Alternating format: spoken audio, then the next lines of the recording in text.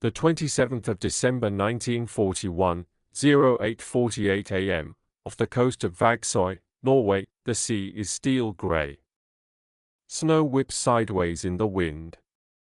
Salt spray stings exposed skin as landing craft slam against icy waves. Ahead, the silhouette of Måløy rises through smoke and low cloud. Then the naval guns open fire, the concussion hits like a physical blow, shells from Royal Navy cruisers scream overhead and crash into warehouses along the waterfront. Windows explode outward. Roof tiles scatter across frozen streets. The smell of burning oil drifts across the harbor. A commando tightens his grip on a cold steel rifle, boots braced against the deck as the coxswain shouts over the engine roar, the ramp drops, and British Commandos surge forward into occupied Norway. This was not a large invasion. It was not a turning point like El Alamein or Stalingrad. But on that bitter December morning, during what became known as Operation Archery, Britain struck directly at German-held territory in a way designed to send a message far beyond the fjords. To understand why, we have to step back. In April 1940, Germany launched Operation Weserübung, overrunning Denmark and Norway in a swift and coordinated assault. Norway's long coastline and access to the North Atlantic were strategically vital. Iron ore shipments from Sweden passed through Norwegian ports. German naval and air bases along the coast threatened Allied shipping routes. Britain attempted to intervene in 1940 but failed to prevent occupation. By 1941, Norway had become a fortified outpost of the German war machine, yet Prime Minister Winston Churchill was not content to wait passively. Britain needed action. Not just symbolic action, but operations that would harass German forces, gather intelligence, and force the enemy to divert troops. Out of this strategic need came the British Commandos, formed in 1940. These were volunteer units trained for raiding, sabotage, and amphibious assaults. Small, fast, and aggressive. They were meant to strike suddenly and vanish before the enemy could respond. Earlier in 1941, small raids along the Norwegian coast had tested German reactions.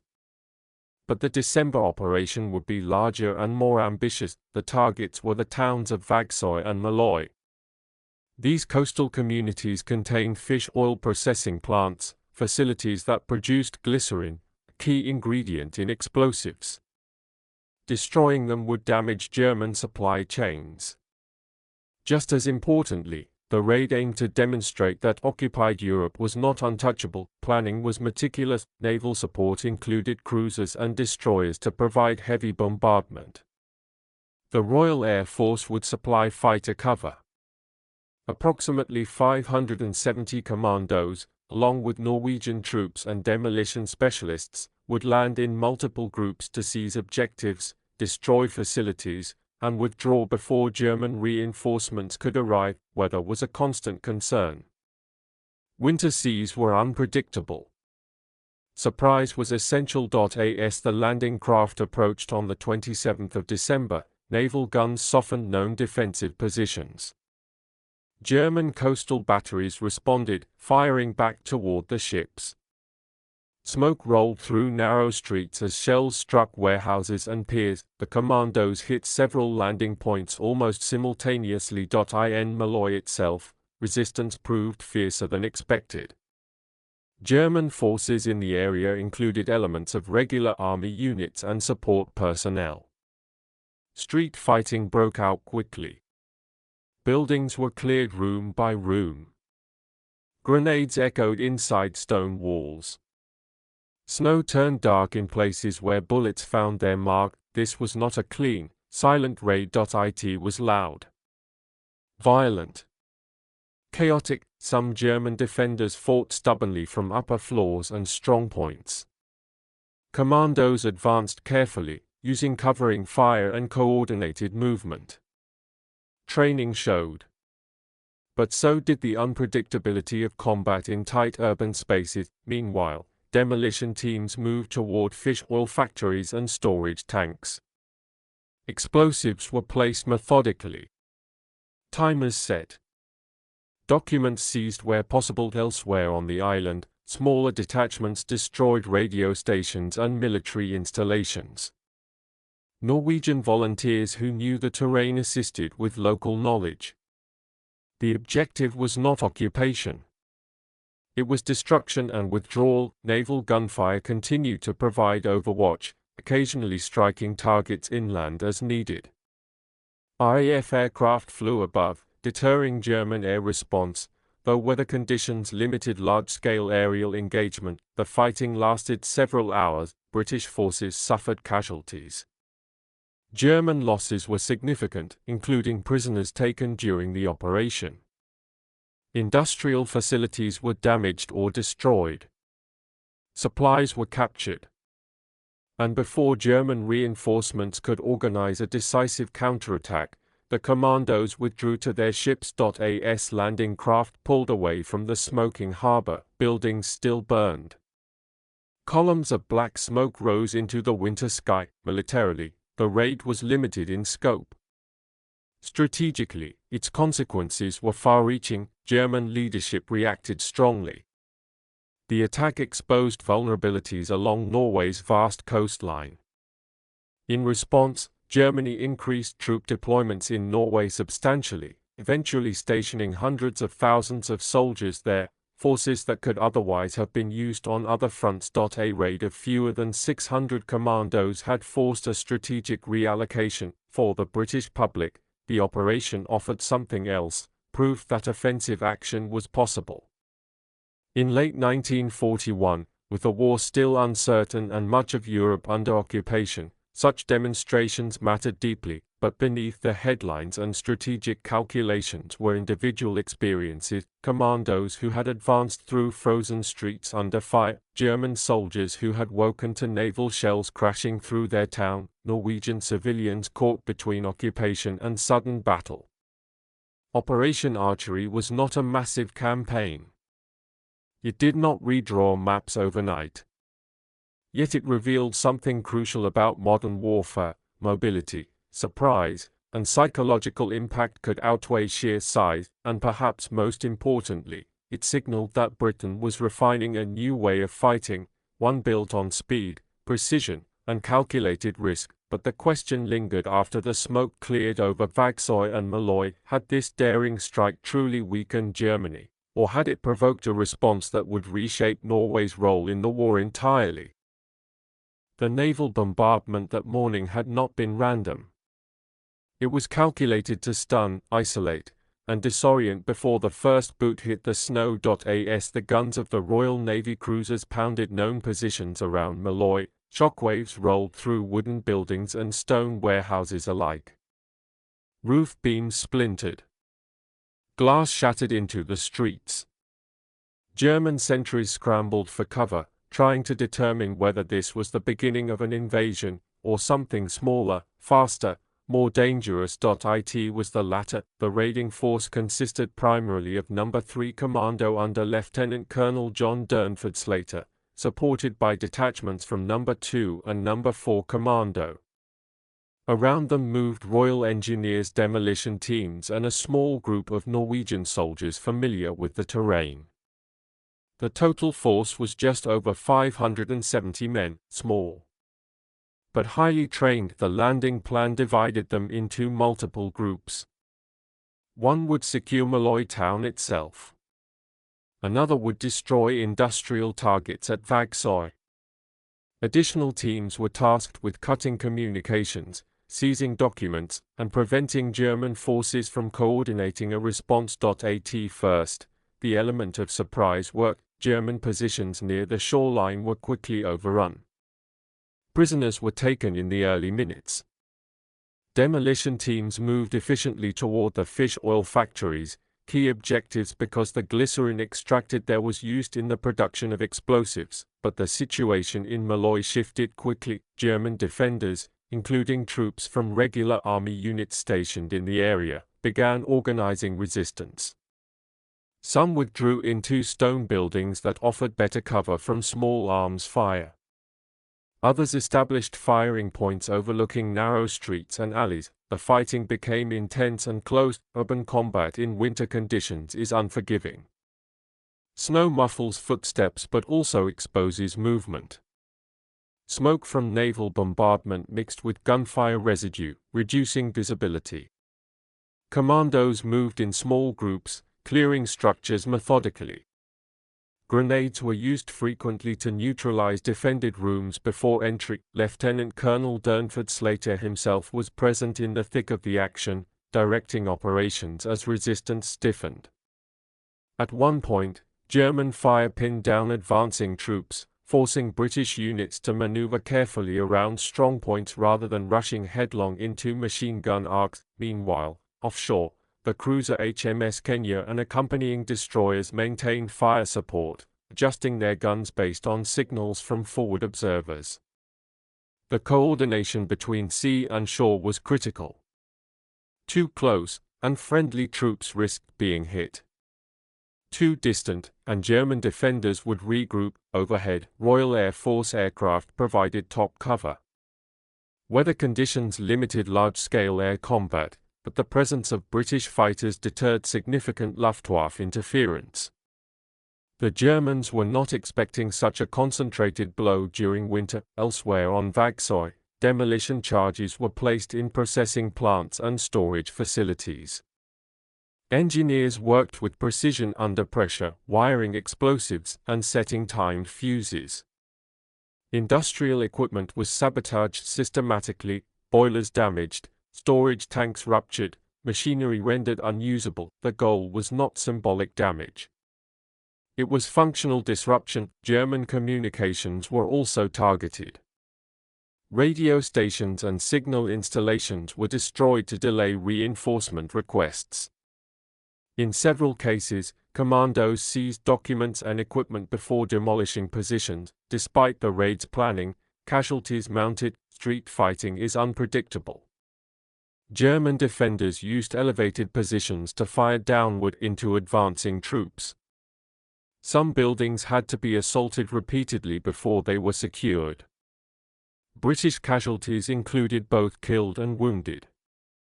German losses were heavier, including soldiers killed in combat and others captured during the operation. Approximately 98 German soldiers were taken prisoner.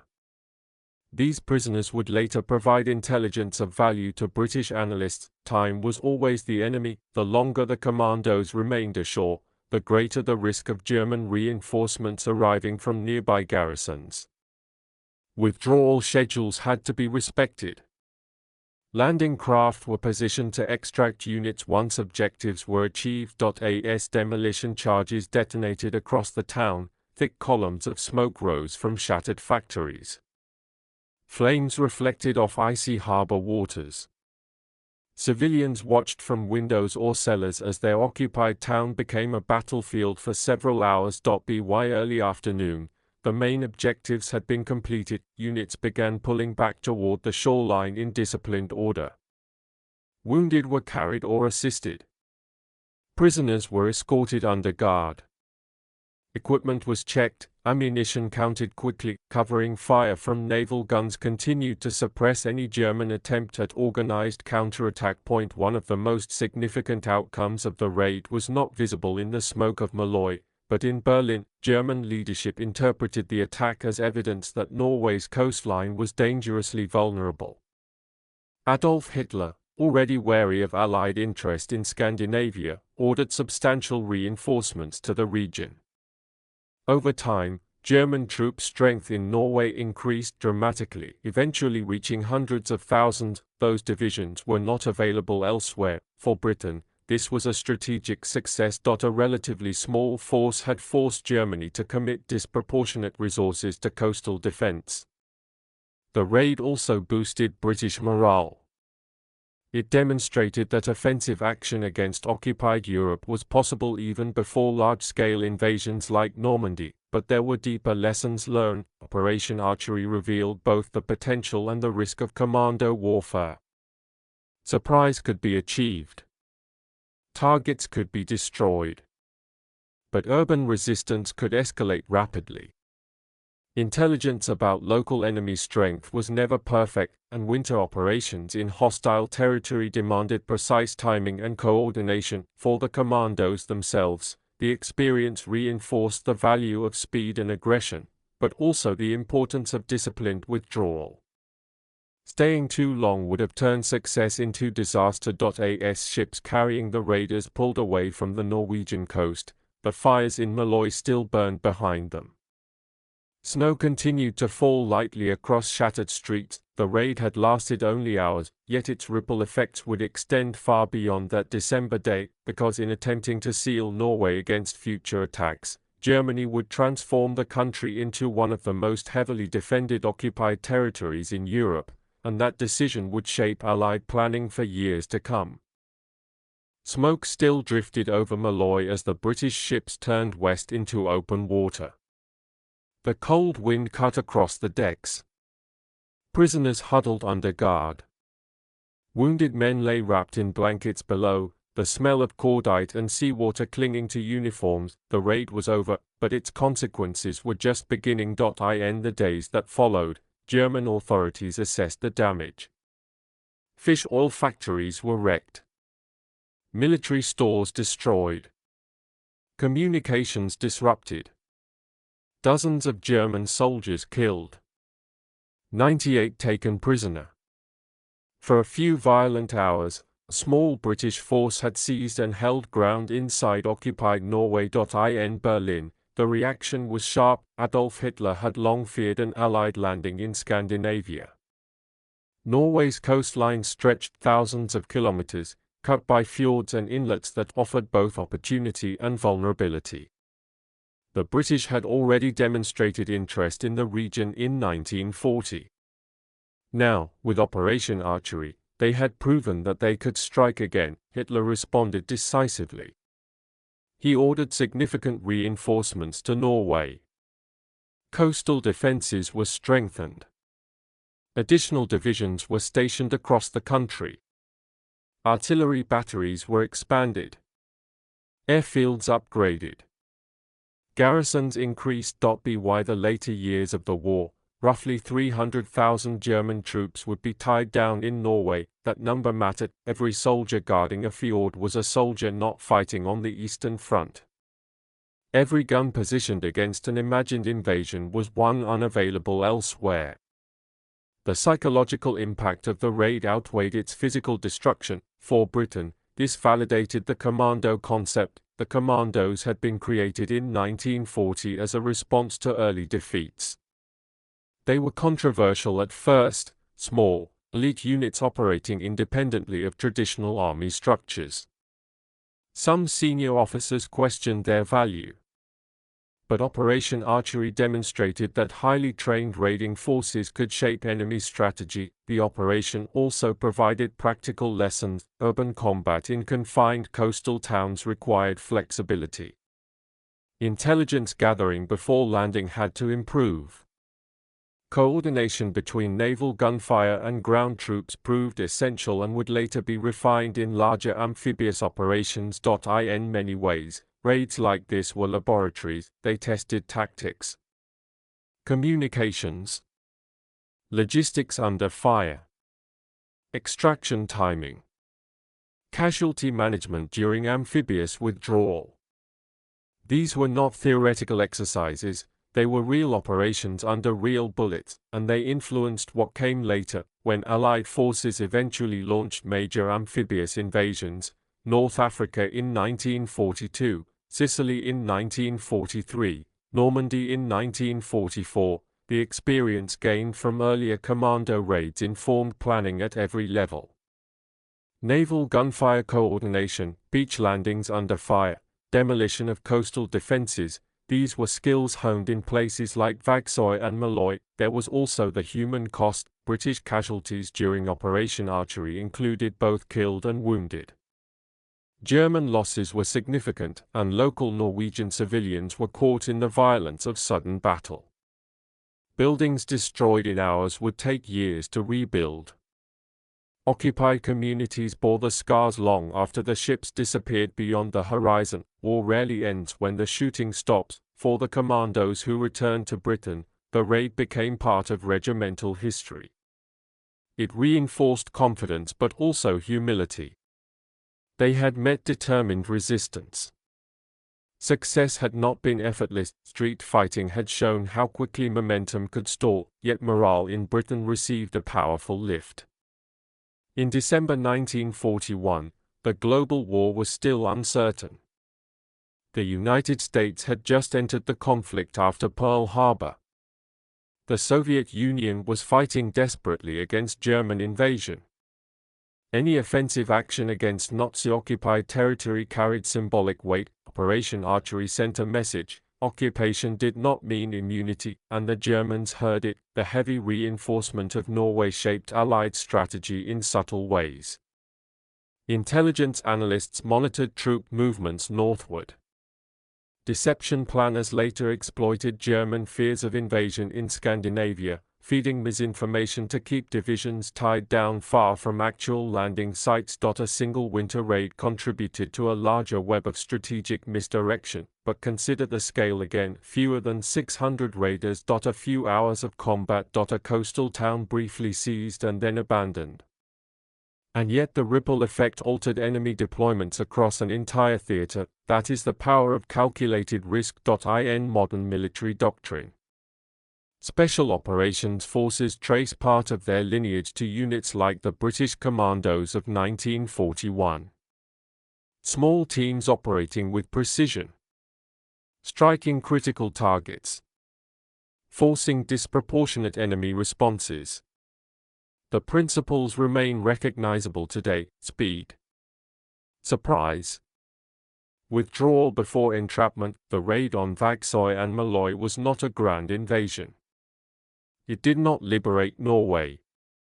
But it demonstrated something essential about warfare in the 20th century, and beyond. Sometimes the goal is not territory, sometimes the goal is to force your enemy to doubt his own security. As snow fell quietly over the scarred harbor that December evening, German soldiers rebuilt defenses.